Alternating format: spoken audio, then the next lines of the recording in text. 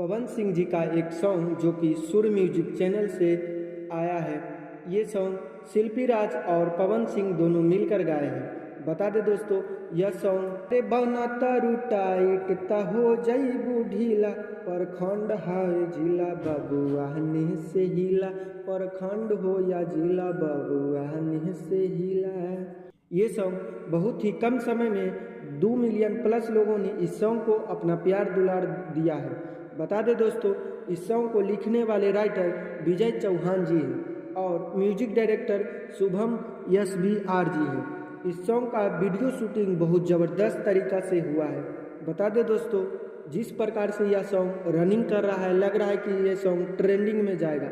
बता दें दोस्तों, अगर आप लोग एक बार इस सॉन्ग को नहीं सुने हो तो ज़रूर आप एक बार ज़रूर सुने और अपना प्यार दुलार जरूर दें। बता दें दोस्तों, इसी प्रकार से भोजपुरिया से रिलेटेड जानकारी पाने के लिए हमारे चैनल को सब्सक्राइब करें और नए नए वीडियो पाने के लिए हमारे चैनल से जुड़ें।